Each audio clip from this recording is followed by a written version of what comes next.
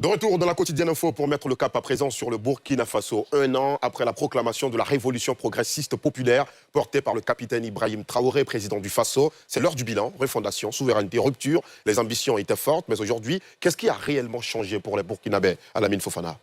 Oui, par rapport au bilan, ma position, c'est la pluralité des voix. C'est-à-dire, on a la lucidité nécessaire de reconnaître que le combat salvateur, c'est le respect des institutions, c'est le respect de la démocratie, c'est le respect de l'état des droits. Donc pour moi, le bilan, il est mitigé parce qu'il y aura des performances ci et là qui s'avèrent positives. Mais après, ça viole maintenant une bonne partie de ce qui est assez fondamental pour les États.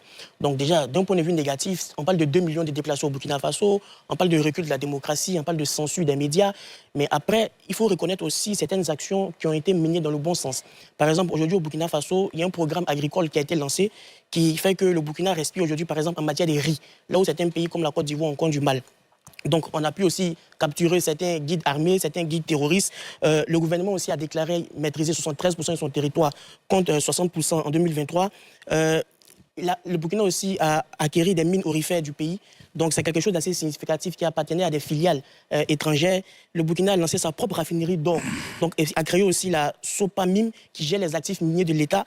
Et il y a des grandes réformes aussi agricoles qui ont été menées. Donc, pour moi, il y a ce bilan-là qui est mitigé. Maintenant, le plus important, c'est la sortie des crises. Parce que toute personne qui va faire une analyse, qui va essayer de montrer le côté négatif de la crise, et encore en 2023. Aujourd'hui, en 2026, le Burkina n'est plus dans la CEDEAO. Le Burkina est dans l'AES. Donc, tous les tests officiels qui régissent la CEDEAO ne concernent plus le Burkina Faso.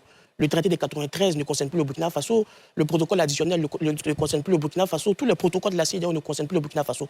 Donc, pour moi, aujourd'hui, les efforts doivent être au niveau de la médiation. On a parlé récemment, son Excellence, M. Lansana Kouyaté, ancien Premier ministre de la Guinée, a été nommé comme médiateur en chef de la question auprès de l'AES. Donc, on a dit qu'il a le profil nécessaire. Donc, pour moi, l'enjeu aujourd'hui, c'est de voir comment les deux blocs vont arriver à collaborer à un minimum de collaboration qui est assez vital dans chacun des camps. Donc par rapport à la libre circulation des biens, des personnes et des capitaux, comment on arrive à gérer cette question, par rapport aussi à la capacité de ne pas abriter des menaces qui peuvent intimider une partie comme une autre, dans la capacité aussi à pouvoir continuer la négociation dans des secteurs assez stratégiques, le mine, le pétrole, l'agriculture, les facteurs humains, les facteurs sociaux, parce que clairement, la rupture ne peut pas se faire de manière définitive. Donc il y a un minimum de collaboration, il y a un minimum de cadre à avoir pour garantir le bon fonctionnement. Et le plus important, pour terminer sur ça, il ne faut pas oublier que la finalité exclusive, c'est le bonheur des citoyens ouest-africains. Je suis citoyen ivoirien, mais je suis aussi citoyen ouest-africain. Donc au-delà des volontés des États, il y a aussi ce minimum vital à assurer pour les citoyens ouest-africains. C'est un devoir pour ces différents gouvernements. C'est moi Josias, bilan mitigé pour Alamine Fofana. Qu'en dites-vous? Alors je dirais la même chose, bilan mitigé également pour moi, parce que vous voyez, le point de départ, ça doit être le principe de la révolution. C'est pourquoi vous avez même dit la révolution lancée aujourd'hui, 1 an, quel bilan? Alors si on passe sur la base de la révolution, on va revoir aussi c'est quoi la révolution avait promis. Alors lorsqu'on regarde les grands titres des promesses faites par la révolution, il y a par exemple le fait de remettre la main sur le territoire, donc repousser le terrorisme. Il y a aussi la volonté de renvoyer l'idée sankariste, donc qui est promue par le capitaine Ibrahim Traoré. Il y a la volonté de faire en sorte que les Burkinabés soient à l'aise. Donc, lorsqu'on revient par exemple aux réalités qu'on a aujourd'hui, ça devient difficile parce qu'ils ont lancé également une opération du nom de... C'est un nom... Faso Mebo. Voilà, exactement, qui a donné aussi des résultats qui ont été définis. Bon, là encore, c'est un peu compliqué parce que c'est simplement les propos tenus par le gouvernement. On va dire que ça s'est bien fait parce que les chiffres qui sont donnés sont bons. Mais après, il y a par exemple, lorsqu'on lance le mouvement des volontaires, VDP, certains qui ne sont pas désireux d'aller sur le terrain, donc se battre, mais qu'on retrouve également sur le terrain. Il y a par exemple 2 journalistes à l'époque qui ont critiqué le gouvernement, qui se sont retrouvés un jour sur le terrain, donc avec des armes. Donc lorsqu'on regarde par exemple ce qui est promis, et on revient aussi aux réalités que les populations vivent, c'est difficile de dire que tout va bien ou c'est une réussite. En même temps, on dit que ce n'est pas une réussite ou tout ne va pas bien. Mais à côté de cela, comme signifié tout à l'heure par Alamine, la seule chose qui peut nous permettre d'être mieux situés, c'est également le positionnement des citoyens burkinabés. Qu'est-ce qu'ils en pensent? Est-ce que la majorité des burkinabés disent on ne veut plus de ce modèle-là, on est contre? Je ne pense pas. Parce qu'aujourd'hui, lorsque je discute avec certains amis qui sont à Ouagadougou même, ils nous disent oui, c'est difficile en termes de situation pour vivre comme avant, etc. Mais on préfère être dans cette posture avec le capitaine Ibrahim Traoré comparé à ce qu'on a connu autrefois. Est-ce qu'ils sont sous le joug d'un... Est-ce qu'ils sont influencés? Est-ce qu'ils ne parlent pas d'eux-mêmes? Ça reste des questions qu'on se pose, mais lorsqu'on voit ce qu'on a là, on dira simplement que c'est un bilan mitigé. Très bien. Shadrach? Ce qu'il faut dire d'entrée de jeu, c'est que le Burkina Faso n'est pas le premier État du monde, de la planète, à s'inscrire dans une dynamique révolutionnaire. Nous avons déjà la Révolution française de 1789, la Révolution russe bolchevique de 1917, la Révolution iranienne de 1979, Et le Burkina Faso n'est pas sa première révolution. On avait déjà connu une première révolution démocratique et populaire sous le président Thomas Sankara. Et aujourd'hui, le capitaine Ibrahim Traoré remet sur la table cette nouvelle dynamique révolutionnaire à travers la révolution populaire progressiste. Ce qu'il faut dire déjà, c'est qu'il y a eu des avancées notables, des avancées majeures, notamment dans le secteur minier, où tout à l'heure, M. Fofana en parlait sur le plateau. Il y a aussi cette dynamique au niveau économique, où la croissance burkinabé est en train de connaître des chiffres assez importants. Et ce qu'il faut dire aussi, c'est le lancement récemment de l'initiative du projet de ralliement entre Ouagadougou et Bobo-Dioulasso à travers une autoroute. C'est un projet structurant et ce sont des choses qu'il faut vraiment saluer. Mais le défi, là où se situe le défi, c'est au niveau de la sécurité. Aujourd'hui, l'Afrique de l'Ouest, dans laquelle le Burkina Faso vit, aujourd'hui est confronté à une menace sécuritaire très importante et très prégnante. Et ce qu'il faut dire également, c'est que le Burkina Faso a fait ce qu'il peut à travers sa coopération avec deux voisins très importants, le Mali et le Niger, qui sont confrontés également aux mêmes réalités. Cependant, la rupture stratégique avec la CEDEAO, la reconfiguration des alliances, par exemple, lorsqu'on quitte le camp, on cesse plus ou moins un temps soit peu de coopérer avec des États occidentaux et qu'on décide de travailler uniquement avec la Russie, sachant que c'est tout récemment que la diplomatie américaine est en train de faire un retour au Burkina Faso. On se demande si aujourd'hui le Burkina Faso est en mesure de répondre efficacement, de riposter efficacement face à la menace terroriste. Puisqu'aujourd'hui, ce pays-là n'a pas cette facilité de coopérer avec d'autres États frontaliers qu'il estime contre-révolutionnaire, c'est-à-dire contre sa révolution, contre sa dynamique révolutionnaire, comme la Côte d'Ivoire ou encore le Bénin. Donc la solution aujourd'hui, sinon la grande question aujourd'hui, c'est de savoir est-ce que le Burkina Faso arrivera à transcender sa position actuelle et coopérer avec les États qui l'entourent de sorte à pouvoir faciliter le partage de renseignements et venir tout de même à bout de la menace. C'est la grande question qu'on doit se poser aujourd'hui. Cheikh Oumar Doumbia, un an après la proclamation de la révolution progressiste populaire par le président capitaine Ibrahim Traoré, de votre analyse, on est sorti de l'auberge un peu au Burkina? Non, pas du tout. Pourquoi? Pas du tout. Alors, il faut se rappeler que le capitaine, à son arrivée, nous disait qu'il y avait un souci logistique au niveau de l'armée qu'il était venu solutionner. Il était là pour à peu près 6 mois pour mettre fin à ces difficultés-là. Et 6 mois, maintenant 3 ans plus tard, le capitaine a trouvé un tour de magie tout bien fait qui va faire disparaître en fait ces soucis politiques majeurs. Qu'est-ce que j'appelle soucis politiques majeurs? 1. En rentrant dans la révolution populaire et en faisant voter cette charte, ce n'est plus une transition. Donc le capitaine n'a plus de problème de délai. Deuxième souci majeur du capitaine qui disparaît avec cette transition, c'est que s'il y a élection maintenant, le capitaine peut être candidat. Un souci majeur qui aussi est effacé. Troisième souci majeur que cette nouvelle phase révolutionnaire vient enlever comme épine des pieds du capitaine, c'est que les partis politiques sont aussi dissous. Le capitaine est politiquement à l'aise aujourd'hui et il n'est plus président de transition, il est président. Son gouvernement n'est plus gouvernement de transition, c'est un gouvernement. L'Assemblée, c'est maintenant le Parlement du peuple maintenant. Donc tout est devenu républicainement correct, du moins dans la tête ou sur le papier du capitaine, alors que la réalité est tout autre chose. Donc peut-être que moi, je fais une analyse qui va au-delà un peu de ce qui est dit et de la communication qu'on me vend. Je pense que c'est une révolution sur mesure, que le capitaine et ses équipes ont pensé, cette révolution sur mesure, faite pour mettre le capitaine dans un confort exceptionnel, et à la fois politiquement, juridiquement, mais aussi de façon judiciaire. Et aujourd'hui, qu'est-ce qu'on peut regarder quand on dit, et j'ai écouté les évolutions citées, par exemple, Alamine parle de la raffinerie d'or. Si je vous demande tout de suite de trouver l'adresse de cette raffinerie d'or, vous ne la trouverez jamais. Kabré Yamba est burkinabé, il sait que la raffinerie n'a jamais vu le jour. Elle a été annoncée, les travaux n'ont même pas commencé, à plus forte raison que la raffinerie voit le jour. C'est vrai cela, Kabré Yamba? On peut vérifier. Techniquement, je n'ai pas fait de... Alassane, je le dis à la télé. Très bien. Donc il ne peut pas confirmer.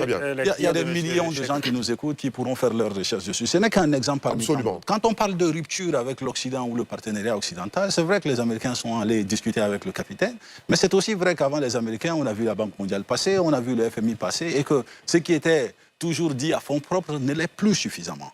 Donc, qu'en réalité, ce qui est mis en avant pour parler de révolution, ce n'est pas vraiment une révolution. C'est une narrative qui a été construite. Et cette narrative construite, elle a été faite pour soulager ceux que j'aime bien appeler les nostalgiques de notre histoire. Parce qu'il y a certains qui sont nostalgiques des années 83 à 87 où Sankara était au pouvoir. Donc, ramener cette lexique, cette sémantique, utiliser les mêmes mots, pourrait peut-être nous faire accepter par ces gens. Et oui, mais Chakoubar, je pense que la révolution RPP au Burkina Faso n'est pas seulement que dans les infrastructures, c'est aussi dans la façon de penser, la façon de se vêtir. Par exemple, aujourd'hui, à la télévision nationale... Comme je le dis, nous retournons en 83. Mais est-ce que ce n'est pas une avancée? Vous savez, le Faso d'Anfani, à un moment dans l'administration burkinabé, Kaboré pourra confirmer, était appelé Sankara arrive. Parce que même quand les gens ne voulaient pas porter, quand Sankara arrivait, les fonctionnaires étaient obligés de se changer pour paraître en Faso d'Anfani. Lorsqu'un État, qui est supposé être un ensemble dans lequel vivent des individus de volonté, d'envie ou d'aspirations différentes, arrive jusqu'à dire aux gens quoi porter. Arrive jusqu'à dire aux gens quoi dire. Parce qu'aujourd'hui, vous pouvez dire, Josias l'a touché brièvement, moi je veux insister dessus.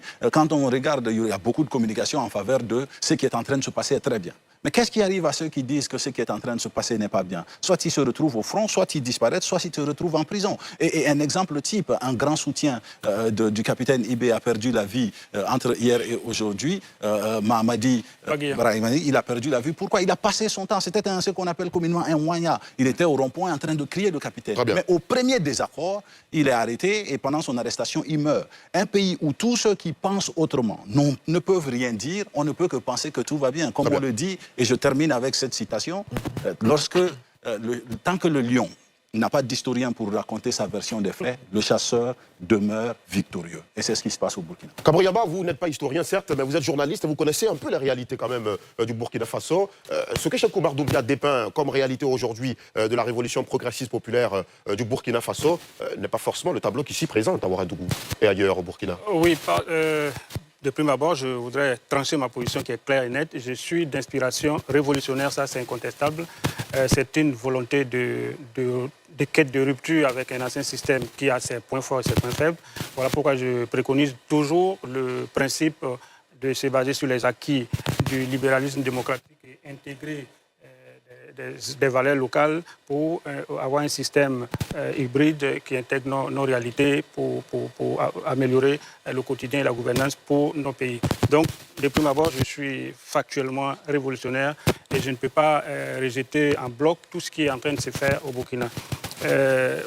Comparativement à ce que les autres disent, je pourrais dire d'abord que moi, je pourrais juger la révolution sur un certain nombre de principes, d'abord structurels.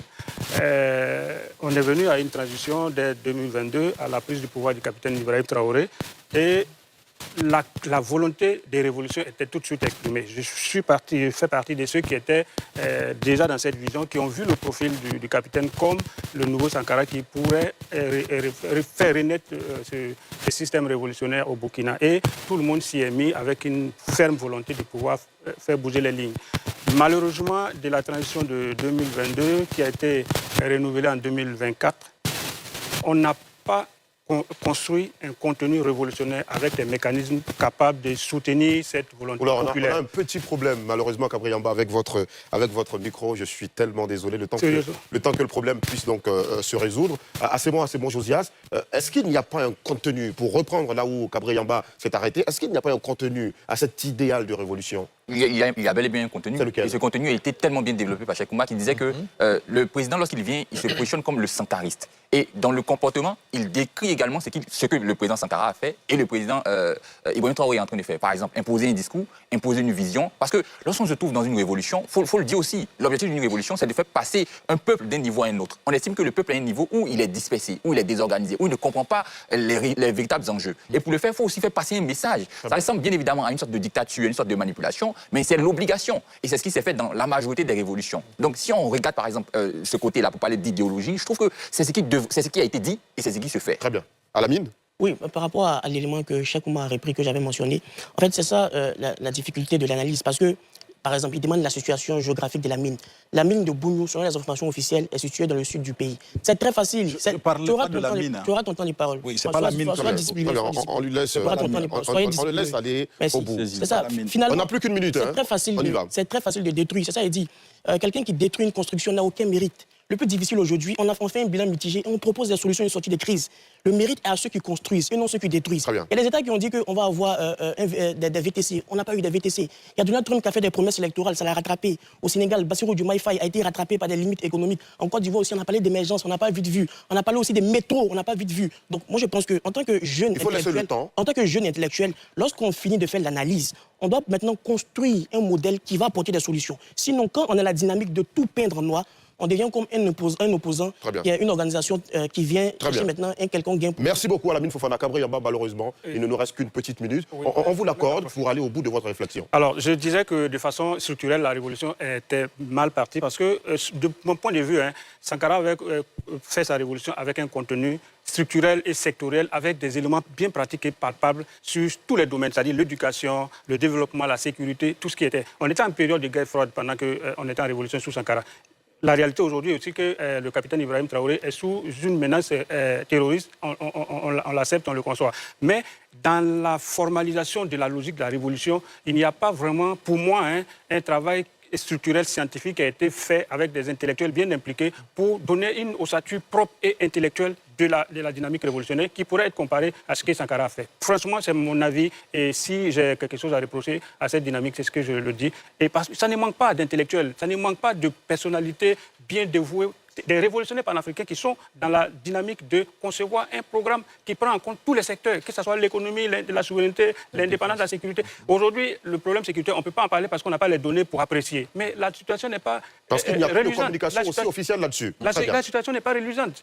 La situation n'est pas reluisante. De 2022 à 2023, en termes de sécurité, il y a des efforts qui sont faits. Ils sont loués partout, on l'accepte. Mais est-ce qu'on est parti, on a une visibilité de la fin de la guerre? Est-ce qu'on a une visibilité de sortie des crises? Voilà la question sur laquelle on va arrêter la réflexion ce soir, messieurs. Merci beaucoup, Kabré-Yamba. Je rappelle que vous êtes journaliste, Bogué Chagrave, vous êtes consultant en défense et sécurité internationale. Asemo Josias, politologue, Lamine Fofana, consultant politiste, Cheikh Oumar Doumbia, politologue, PDG du cabinet The Mind. Merci beaucoup, messieurs, d'être venus faire donc la discussion. Merci aux équipes techniques et de rédaction. Vous pouvez continuer la discussion dans vos différents salons. Passez une excellente soirée sur la nouvelle chaîne ivoirienne.